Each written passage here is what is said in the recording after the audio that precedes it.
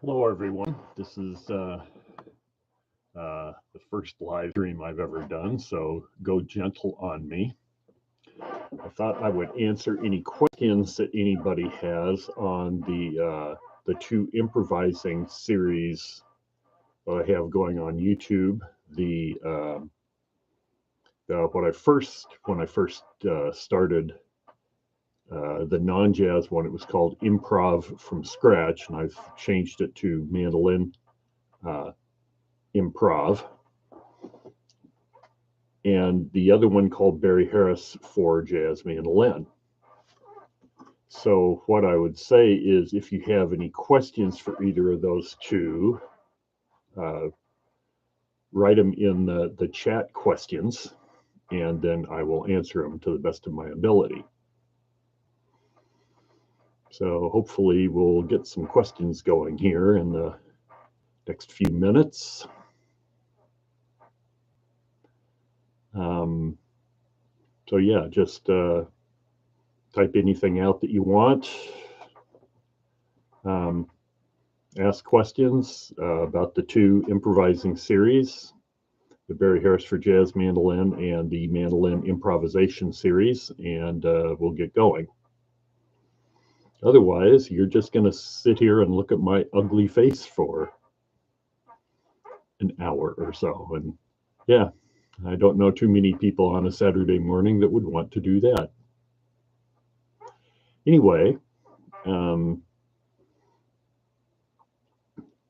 so both of the series are kind of based on what I learned from the Barry Harris series. Barry Harris was a jazz piano player that passed away a couple of years ago. He played with almost all the greats of the bebop era and was an extremely well-known piano player in New York. But he taught really from the time he was like a teenager on. He was born in the late 20s in Detroit. But he has the coolest way of teaching an improvising system that I've ever seen. And I've seen lots of people teach improvising. And so when I did the Improv From Scratch and Mandolin Improvisation series, I used what were a lot of his ideas about how to organize something. So like I said, if you have any questions on either of the two improv series, write them in the chat and I'll answer them to the best of my abilities.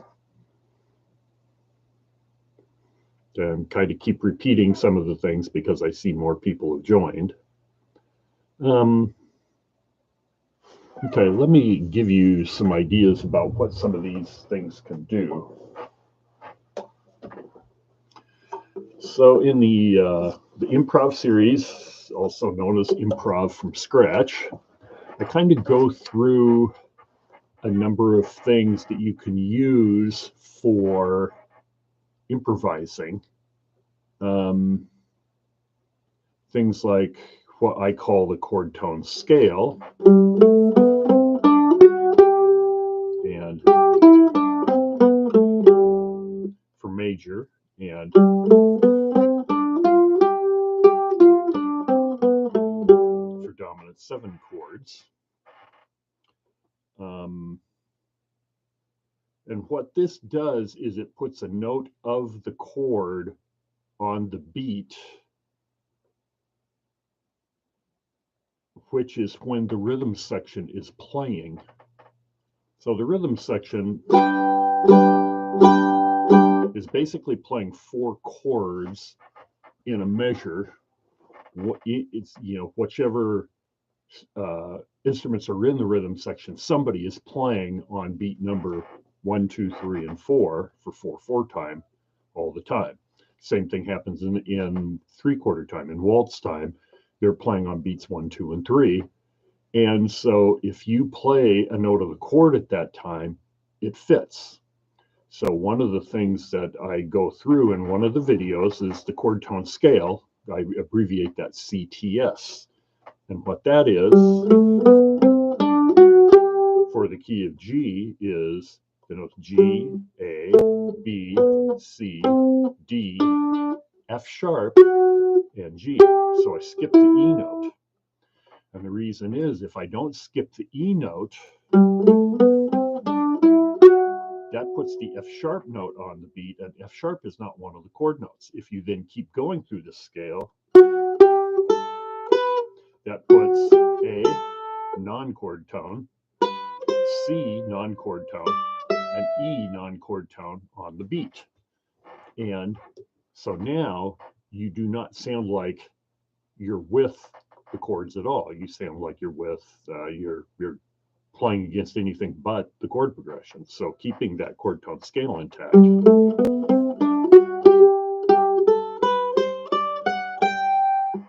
And like I said, if you need to go to the best place to find my videos is on my website, petemartin.info. Click the videos link and then follow that along. Okay. So, like I said, if you have any questions about anything, I organized this so I would answer questions. And so if you have any questions, by all means, let me know and I'll. Okay.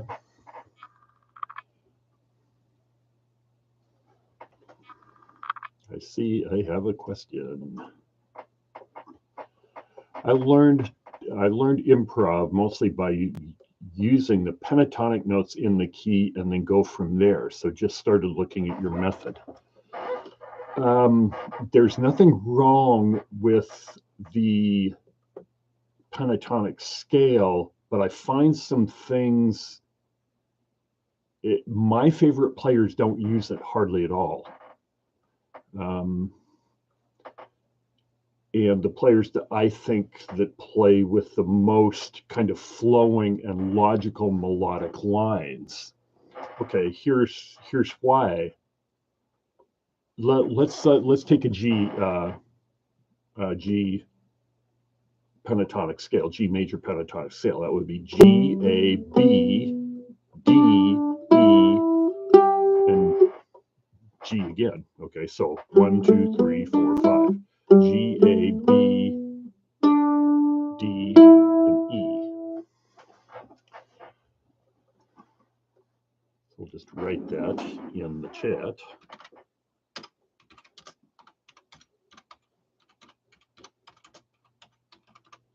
The G pentatonic scale, G, A, B, D, E. Okay, a G chord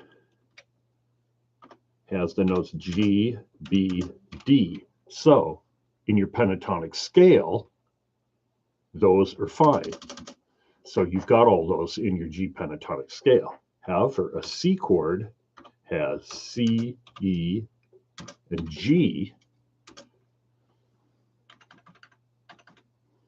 Got to put equal instead of, there it is. So notice you don't have a C note in the pentatonic scale. So whenever a C chord happens, you're going to have a little bit of a hard time because you don't have the most important note of the C chord root. Okay, and in your D chord, D, F sharp, A, and a C note. A C note makes it the D7 chord, which is a very important note in the function of the chord to come back, the 5 chord, which D would be, D7 would be in the key of G to come back to the G chord. So notice here you're missing the F sharp and the C. So you're missing 2 important notes. This is one of the reasons I don't use the pentatonic scale.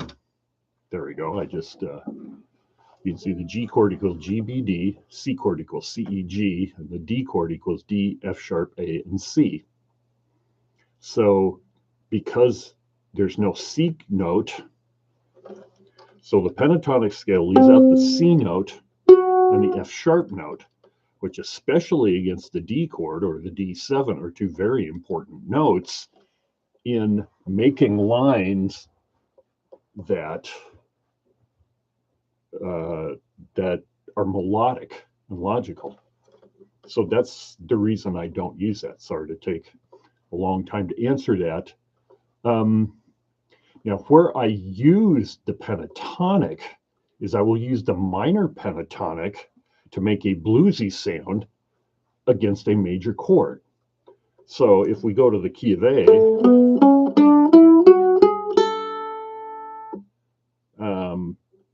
well, no, let's go back to the key of G because I already used that. The minor pentatonic would be G, B flat, C, D, F, and G.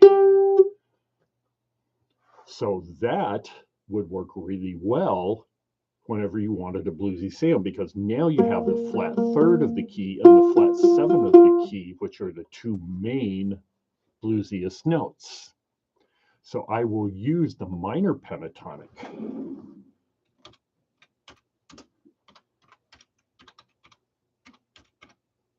So the minor pentatonic for G would be G, B flat, and D.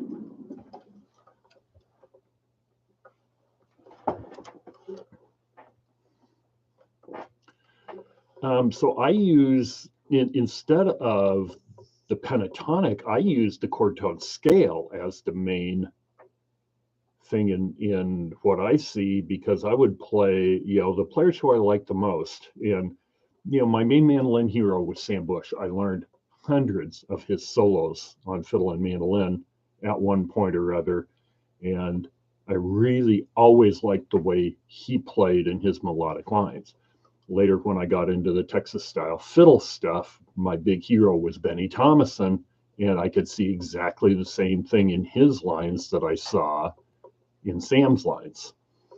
And it doesn't surprise me because, Sam learned a bunch of Benny Thomason fiddle arrangements when he played Texas style fiddle when he was young. So it did not surprise me at all that happened. Anyway, once again, the chord tone scale, if I go by the numbers, 1, 2, 3, 4, 5, 7, 1, ascending. Let me just write that. So CTS, chord tone scale, 1, 2, 3, 4, 5, 7, 1. And the reason we have to take the 6 out is we're playing eighth notes. So for those of you that don't know what eighth notes are 2 notes per beat. And what we want is on every beat, we want to have a note of the chord a very high percentage of the time. This is one of the things I noticed when I started playing the Sam Bush solos that I was transcribing, so I would transcribe them and then I would practice them until I could play them basically at his speeds. And so I learned and got in my hands every single one of those. So what I noticed is when I was playing about the third one that I was playing it by myself, of course, with there weren't any play-along programs available at that time. I was playing it and I'd get a bit into it and I stopped and go, wow, I can hear the chord change in the song. So let's say if I was playing, let me see if I can think of one.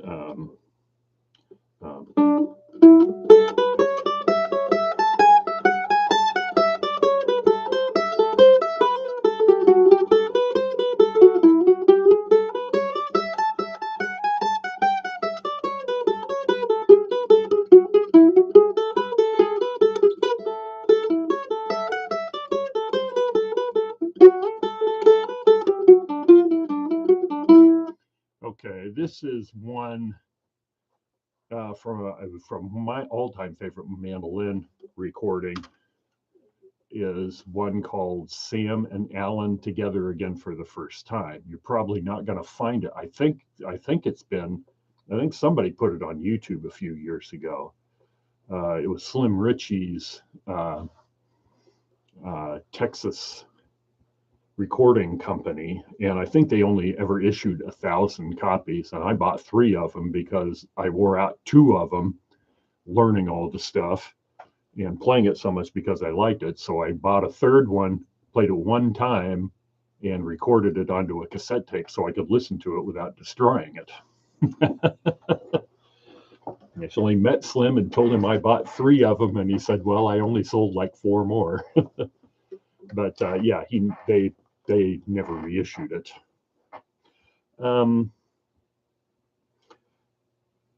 So here is Sam's solo on. He called it "Small Change," and it was the Jimmy Martin tune "Big Country." So it's A 2 3 4 D 2 3 4 A 2 3 4. Okay, so those are pickup notes. So right off the bat, he's sliding up to E, which is the in the A chord, A, D, and E in the A chord.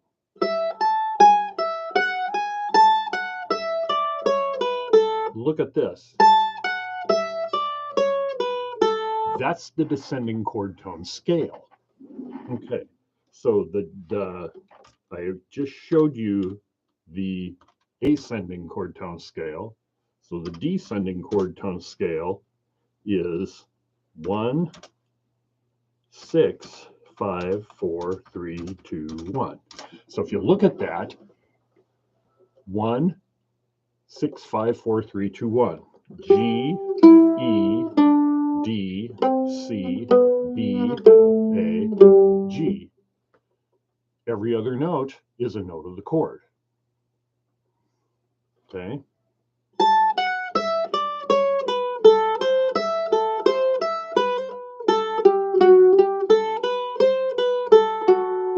Okay, there's some other stuff in there.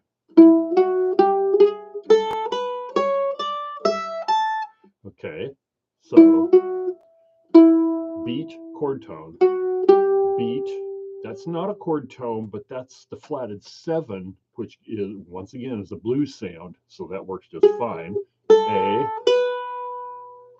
C sharp, those are both chord tones. E, chord tone. Back and forth between A and E, all chord tones. Okay. So what I found is that these players I really liked were putting chord tones on the beat about probably 80, at least 80% of the time, and more like 90% of the time. Now, one of the things about music that is really cool is this idea of clash resolve. So in clash resolve, whenever you hear anything that isn't a note of the chord that's on the beat, it's going to have a little bit of this kind of rub sound, this little bit of, I don't want to say harsh sound, it can be harsh, depending on which sound you put, but it kind of creates this musical tension that gets resolved as soon as you put a chord note on the beat. Okay, it's tension and resolve. So you go away from this just often enough to to make some melodic interest. If you have nothing but chord tones on the beat all the time, then you're playing as a little vanilla sounding. So it's just this whole idea of most of the time having the notes of the chord on the beat, and every once in a while not having a note of the chord on the beat. If you play with pentatonics, you're going to have more notes of the chord not on the beat much more often. So that's why I like the players that use this a lot more. All right. I have this little line that I want to show you that actually is a really good illustration of this. So this is built from a couple of ideas and from the chord tone scale. So it's against a G chord, and it's just all a G phrase.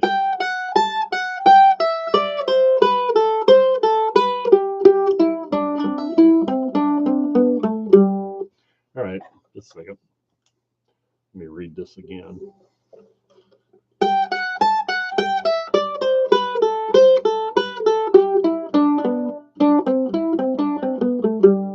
Okay, so let me play through this, and I'll go through this with you if you want to learn it. Like I said, like I said when I first started, I was hoping to answer questions, but I see I'm getting very few questions.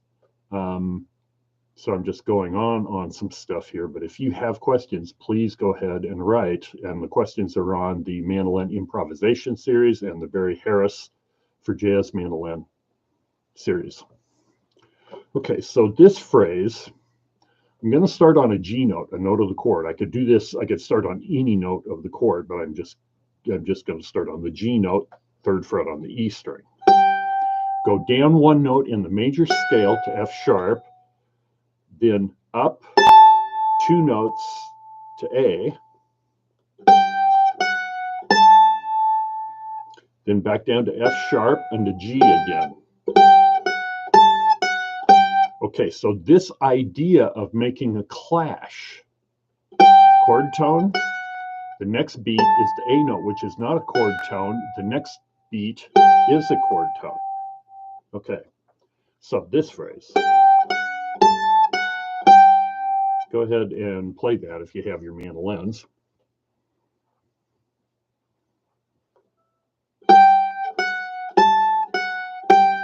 Now we're going to go down the chord tone scale from G. So the next note in the chord tone scale, we skip the 7, which is the F sharp. So our next note is E. Then D, the 5th fret on the A string, and C, the 3rd fret on the A string.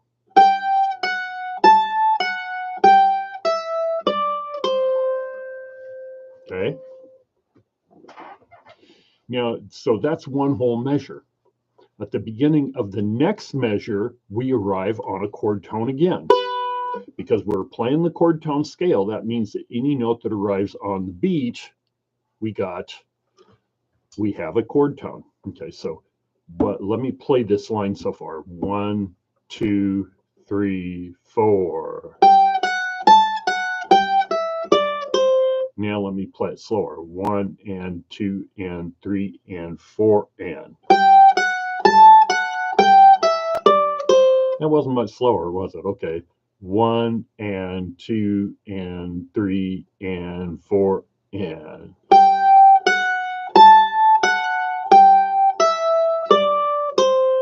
Okay, so now on the next note, we're going to arrive on B. Once again, we're still against the G chord, so that B note is the 3rd and fits really nice. We're going to play the same melodic idea again. Here we play a note of the chord. So that original melodic idea we were playing was a note of the chord, down 1 in the major scale, up 2 in the major scale, down 2 in the major scale, so the second note we played, and then the original chord tone. So B, or 2nd fret on A, open A, C, 3rd fret on A, open A again, and then B, the 2nd fret on A. So our original one, now we're doing it. Okay. So one of the things that I hear in players to make more melodic interest is some repeatings of phrases or of musical ideas to give a little bit more interest of something. Now, once we play this again, it's down the chord tone scale, which would be open A, 5 on D, the G note, and once again, here in the chord tone scale going down, we skip the 7, which is the F sharp, and play the 6.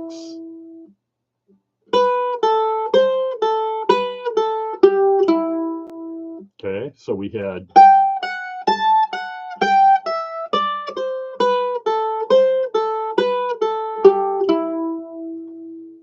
okay, nice little line, isn't it? Okay, and this is just taking 2 little ideas from the system that I teach. Now, the next note is D, open D. We're going to do exactly the same thing. So that would be. Okay, that'll be D, open D, C, 5th fret on G, E, 2nd fret on G, 2nd fret on D, I'm sorry, C again, 5th fret on G, and then open D. And now here, just down the chord tone scale to open G.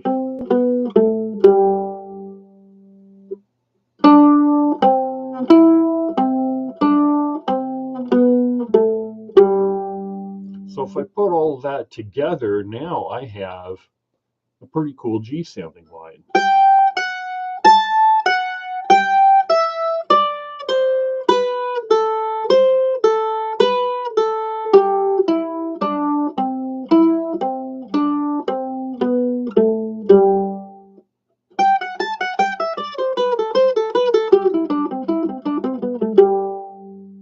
Okay.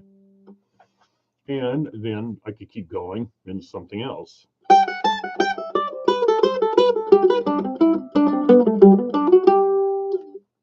Okay. All right. Just for the heck of it. People are wondering why I'm playing fiddle tune lines or bluegrass lines and not using my Gilchrist.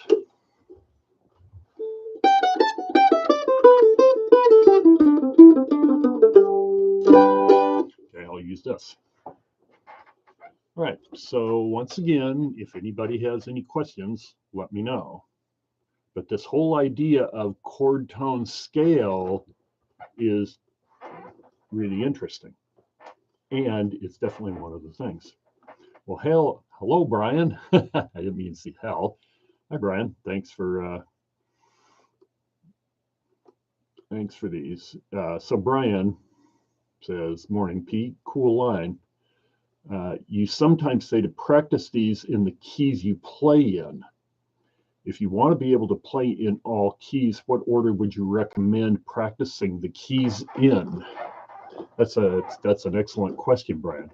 I really believe as bluegrass and fiddle tune players, if that's what you want to play, that you don't have to play in all the keys. In all my years of going to bluegrass jams, I don't think I ever played in A flat, in D flat, in E flat, and in G flat, which is 4 keys. Now, playing the jazz stuff I play in those keys all the time, so I definitely had to learn those. I think what I would recommend for people is start learning the keys that you play with other people right now with. So if people call stuff, if you're a bluegrass player, people are going to call stuff in G and A. If you're a beginner bluegrass player, they'll call it in G and A. They'll probably call it in D and C. So those would be 4 really good ones to start with. Eventually, when you play with better bluegrass players, you're going to find singers who want to play in B flat and B. So you need to add those. They'll also want to be able to sing things in E and F. So what those are the 4 letter names. Those are the 4 letter names. I mean the 7 letter names plus B flat. So the letter names, I mean A, B, C, D, E, F, and G, and B flat. So if you can play in those 8 keys, I think in 95 to 99% of jams that you'll be just fine. Oh, Martin says they'll kick you out of the bluegrass jam if you do that. Yes, playing the A5, yes. Playing the A4, yes. All right. So recommend what order?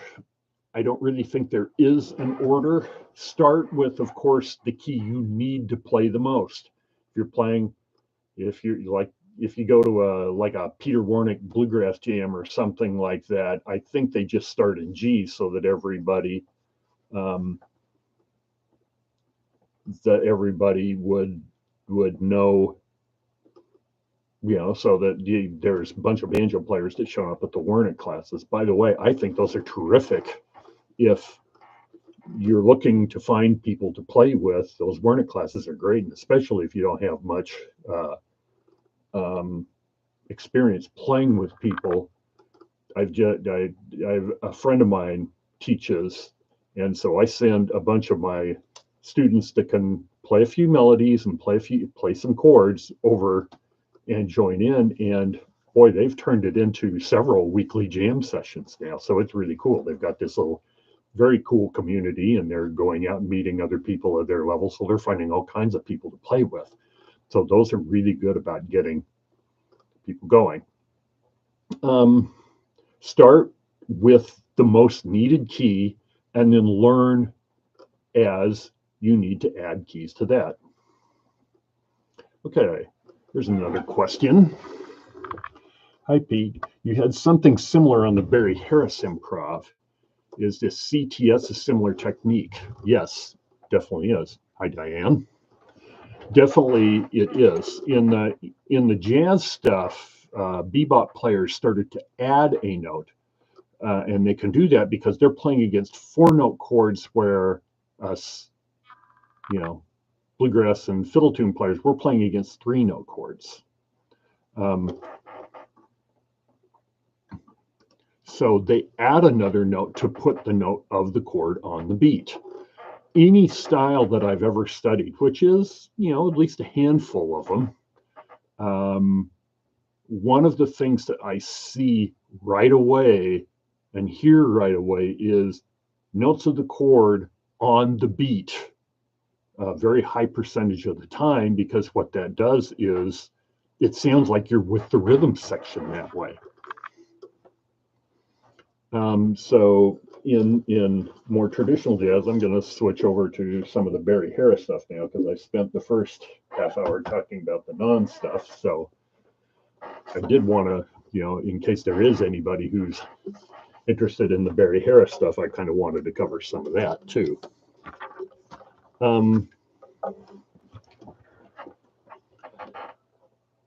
So in the Barry Harris, in the bebop era jazz things, you'd hear this a little bit in the swing era, which was before that. The bebop era started in the early 1940s, and by 1945 was going really, really strong, and people kind of consider that era lasted until the late 50s or early 60s, when the modal era kind of came in. Miles Davis kind of took off in a different direction from his pre-bebop, or from his bebop days with Charlie Parker and then his own bands.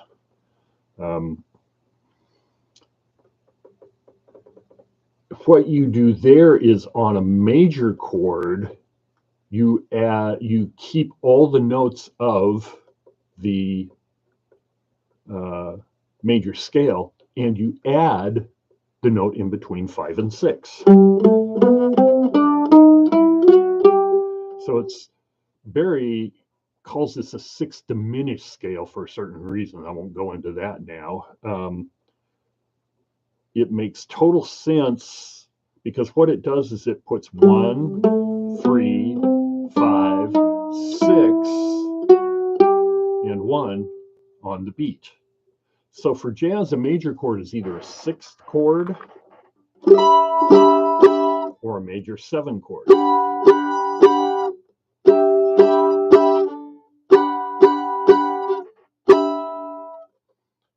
The 6th chord was the older way of doing it. In the swing era, you very rarely hear major 7 chords, and you don't hear major 7 chords in like Dixieland, trad jazz stuff. Almost never. But starting in the mid 40s and kind of getting into the 50s, you'd start to hear major 7 chords all the time, because a major 7 chord has this G, the root, on the bottom, and the F sharp, the 7, on top. There's a little bit of rub in that, whereas in the older music, you'd hear the 6, you'd hear the root on the bottom and the 6 on top. Not quite as dissonant sounding. It's pretty interesting. If you look at the history of music, one of the things you'll notice is as music ages, more dissonance is allowed in each of the music styles. So anyway, Barry has that. And most of these are done on descending scales. So here's a really cool little idea if you want a Charlie Parker-esque sounding line is Barry noticed that so Barry learned how to play by studying pianist Bud Powell and by studying Charlie Parker. Those were far and away his main two players. Charlie Parker, of course, as much as anybody, single-handedly invented the bebop style. He's kind of like Bill Monroe is with the bluegrass and with mandolin, and he definitely kind of invented the whole, saxophone soloing on bebop tunes. And everybody copied that because they liked it so much. So his playing became the language. And really, Bud Powell, to my ears, was just Charlie Parker on the piano. You can hear exactly the same lines.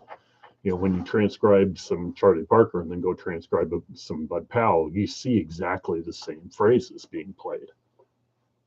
So anyway, getting back to this, one of the things that Barry Harris noticed was there were these 4-note arpeggio type of figures where you would skip every other note of the scale. So Barry calls this a chord because they really are just the chords derived from major scales. So scales, if I would take every other note of that for a total of 4 notes, and then go up to the next note, so this is a G major 7 arpeggio, A minor 7 arpeggio, B minor 7 arpeggio, C major 7 arpeggio, D dominant 7 arpeggio, E minor 7 arpeggio, F sharp minor 7 flat 5, or F sharp half diminished arpeggio. Then we arrive back at the beginning. So Barry called this idea of playing these 4 notes like this chords.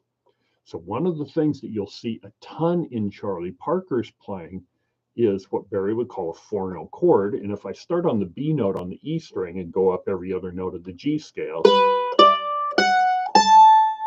now I can descend using this scale with 1 extra note.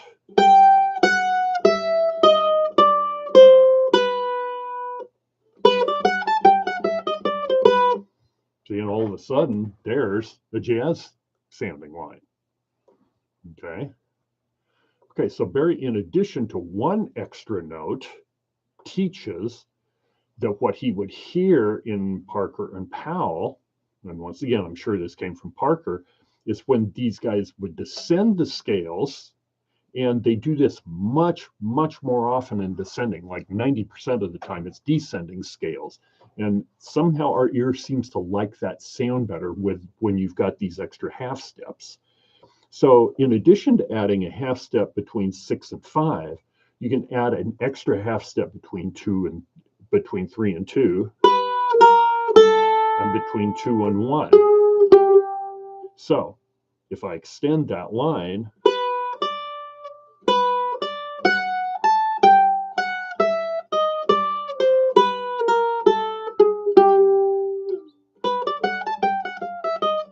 oops, sorry. Okay. All of a sudden, that's a very jazzy sounding line. All right. One of the first things that Barry has people do when they decide that they want to learn a tune, he has them play in the tune what are called chord scale outlines. And what they are is the scale that fits that chord. So really he has three scales. So he has a major scale.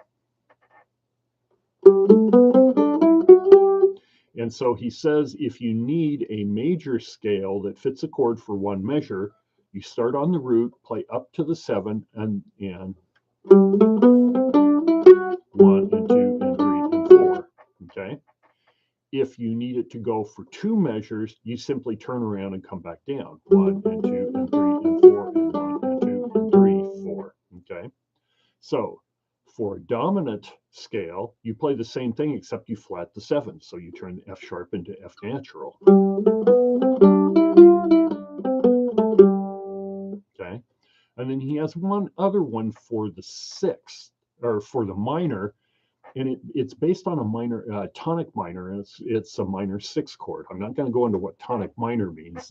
I've got some videos on that on the Barry Harris series, so you can go looking for tonic minor. Go look for the one I did called tonic minor. But it's when you're in a minor key and the minor chord isn't just moved to something else.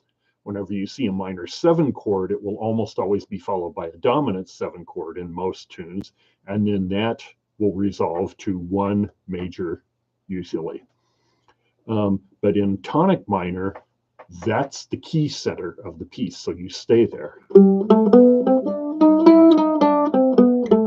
Okay, so I just played it as major, but I should play it as minor. Okay, so what it is, it's just a minor scale, flat 3, and then between 5 and 6, you put an extra half step.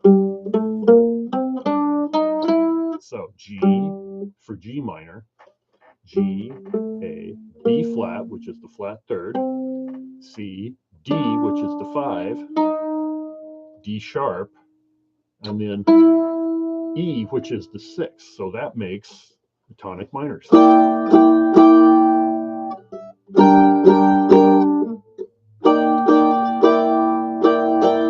So that's the 40s tonic. That's the 40s minor sound is a minor 6 chord. We won't worry about that one now. So I thought that I would lead you through the first half of the tune Sweet Georgia Brown. So the chord progression there is D like dog 7,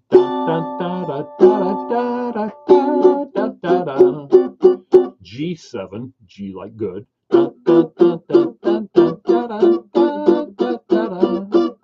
C7,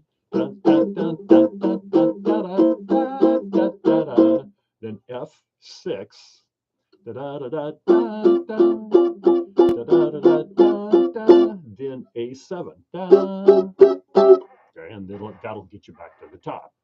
So what we now need are chord scale outlines, and playing the chord scale outlines, I think, are really important because they help you to get the sound of the chord and the scale that you're going to improvise on. Yeah, the peanut gallery just popped in, and the sound that you're going to improvise on against that. Okay, so we would need 4 measures of D7. So like I said, whenever he needed 2 measures of something, he would start on the root, go up to the 7, and then back down. So we'll do that twice. So we're going to use the D7 scale, the notes D, E, F sharp, G, A, B, C.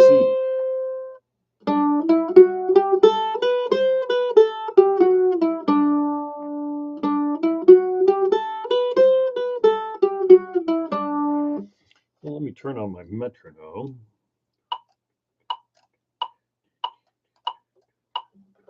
So I need 4 measures. 1, 2, 1, 2, 3, 4. 4.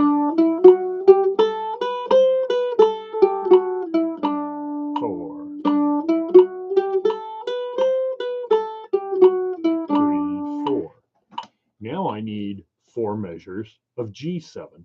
So I'm going to start on a G note. I could start on the open G.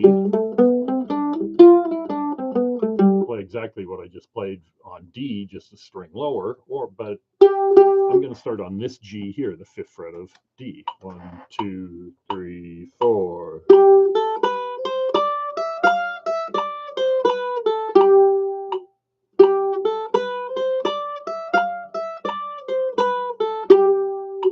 Now, C7, need the same thing. So I'm going to start on the 5th fret of G, which is C7.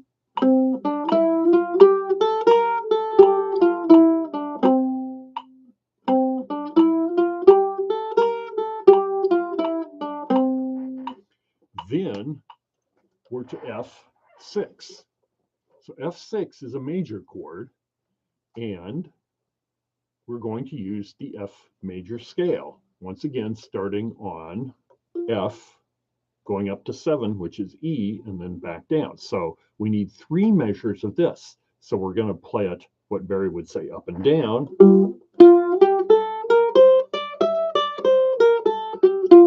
Then we need 1 measure of it, so we'll play what Barry would say, F major up. That should be an E note for, this is what I get for playing without warming up.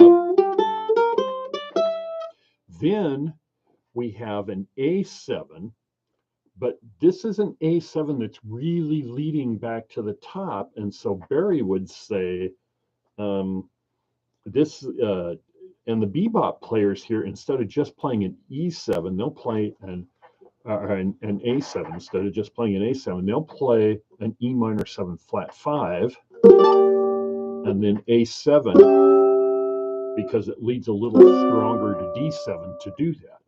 So against a minor 7 flat 5 chord, we use a dominant 7th scale starting from a 3rd below.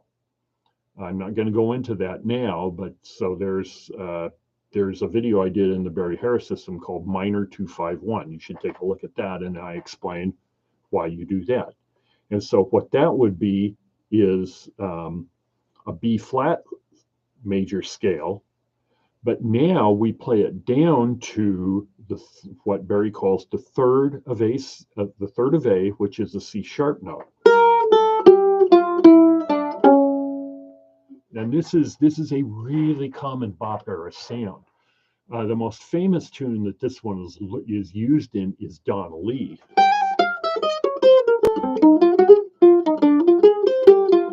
So this is an A flat. Here, you can hear there's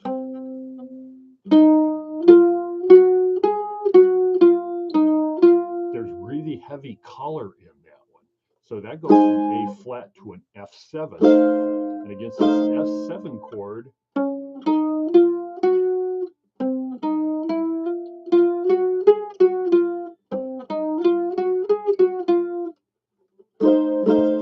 see, there's a lot of color in that and a lot of dissonance that then wants to resolve to the next chord that's coming in. And that's why this phrase is used so much.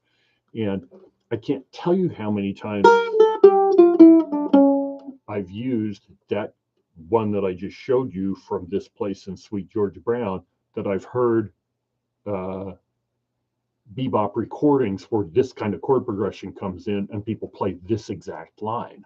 It's just such a common thing. This Charlie Parker would probably play this at least half the time he played on a half diminished chord. A half diminished and a minor 7 flat 5 are 2 names for the same chord. All right, so if we put this whole thing together, so you just have to keep da da da da da da da da da da.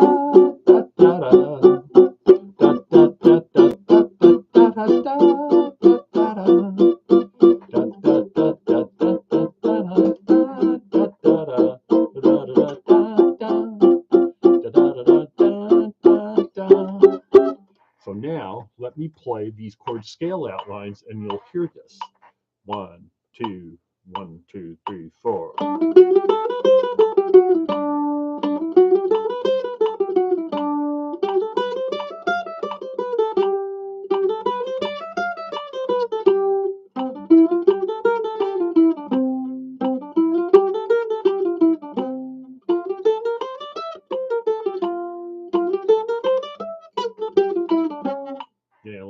that last one again. Okay, you can hear the chords very, very easily in there, can't you? Right, got another question from Blake Butler. Thanks for watching, Blake. If you could have a beginner watch your improv videos, which one would be best in order, or are they particularly good ones? I would definitely start in order, at least for a small handful of things. This chord scale outline thing I did, I introduced that same concept in the Improv From Scratch and the non-jazz mandolin improvisation series, because I think that this whole idea of playing a scale sound to get the sound of the chord and the scale in your mind is really important. That's one of the first things that grabbed me whenever I saw Barry demonstrating his things. And Blake, if you weren't here earlier, I based that Improv From Scratch and Mandolin Improvisation series on Barry Harris's teaching, because I just really liked how he organized things. It was the most organized thing that I saw. So I would definitely start at the beginning. And the first video in that series just gets you improvising. If you're not afraid of improvising and not afraid of making mistakes, because everybody makes mistakes in their improvising when they play, and nobody is good at it in the beginning.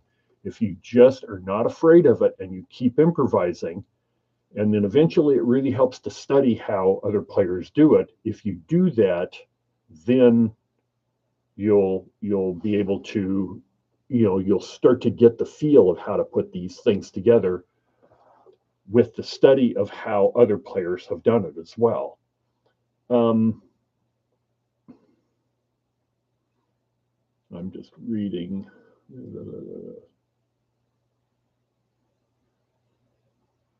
So people who are more experienced in improvising can look at either of these series in any kind of random order, and you'll get stuff out of them. It could easily be that the stuff in one video, go to another one, because there's going to be some stuff that maybe you know or hadn't thought about, or maybe that you just didn't know at all. And there's always plenty of stuff to learn. That's why I keep making more of these, as I just discover more things about what to show and stuff, and it gets pretty limitless.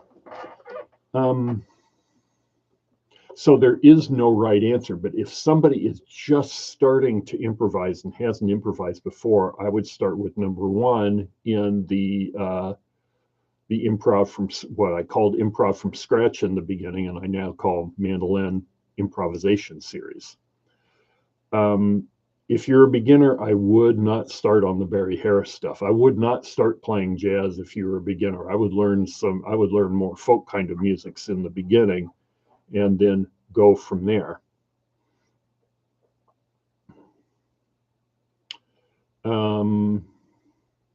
So another thing I wanted to tell people, if there's any particular thing that you have that you want me to cover that is pertaining to one of those two series, definitely let me know. You can email me. Let me write my email on the chat.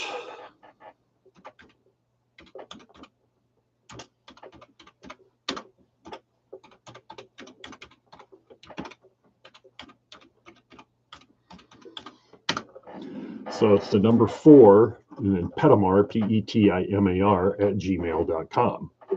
So yeah, don't be afraid to email me and request, especially if you want me to do a video on one particular subject, then I'll do that if I think it kind of fits in the series. And even if it doesn't, there's a pretty good chance that I'll probably do it and just stick it up there anyway.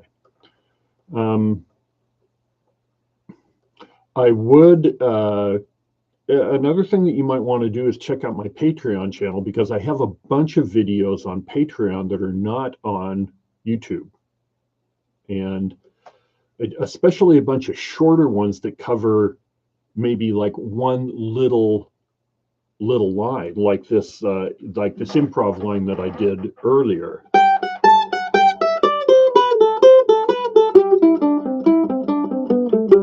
You know, and how to take both series and just kind of take things out of them and then make lines. So I would really suggest doing that, because that's one of the ways of making lines, and then try it out. And if you like the sound of it, then practice it and get it into your playing. One of the things I really like about the Barry Harris system, I mean, I've seen a whole bunch of systems where the improvising systems, where the people that come out of those systems, they really sound almost exactly like the teacher of the systems. And one of the things I noticed about Barry Harris is that everybody sounds different. And it's because Barry doesn't teach you how to play one way.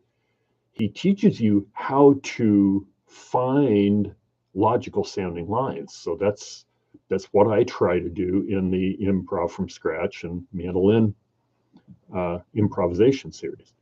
Okay, Martin says, do you have jazz transcriptions that you recommend?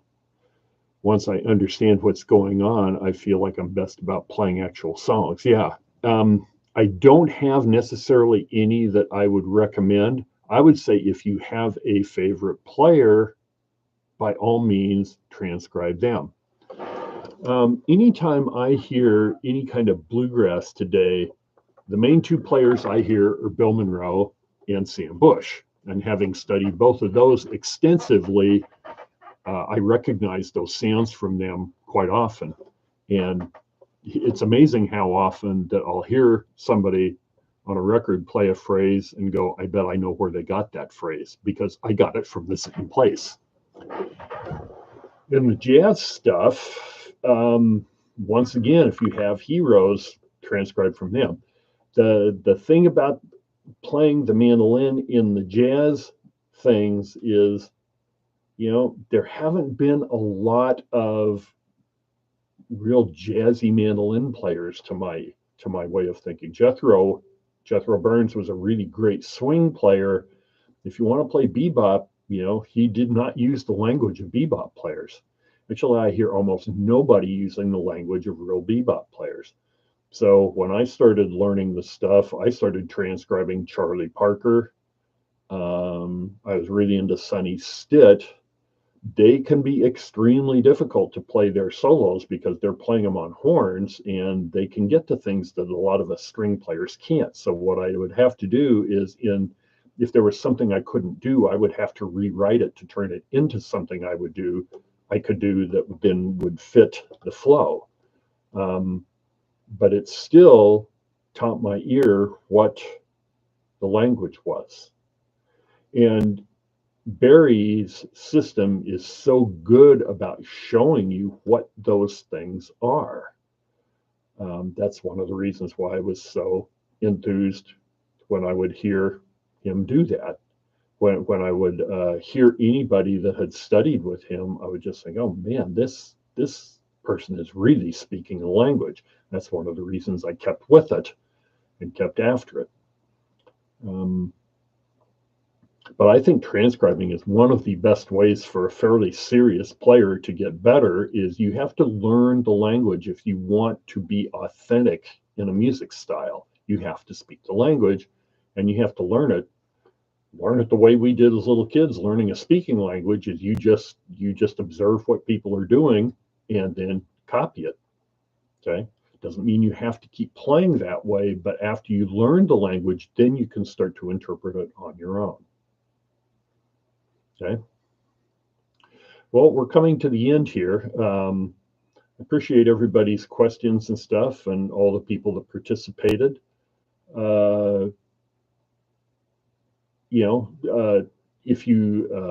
If you're interested, check out my Patreon page, which is patreon.com/Pete Martin. my website, especially the videos page on my website, has all kinds of stuff. I do have a number of recordings, and I let they're free if they're MP3 downloads. So that's on my website as well. Under the when you go to my website, click other and then click recordings, and they're all pre-downloads. And I'm working on right now. I'm mixing a Western swing record. I got everything recorded, and so that'll be hopefully available in the next couple of months or so. So check that out. I play a 5-string electric on there. And yeah, so keep watching. I try to put out anywhere from 2 to 4 videos a month on YouTube, and I do put out a good number on Patreon that are not on YouTube. So check those out if you're so interested. But thanks, and hopefully I'll do this again maybe next month at the same time. So, and if you, I put my email on the chat there. If you have any feedback for me, positive or negative, let me know. Just email me and let me know. I definitely want to get some feedback on whether this is effective or not this way. It's kind of odd doing this where I don't get to see anybody else and can't talk to them live. And like I said, this is the first one I've ever done, and so I know I'm kind of rambling on to fill time stuff, but I appreciate the people that did come and answer questions. So with that, I'll see you down the road.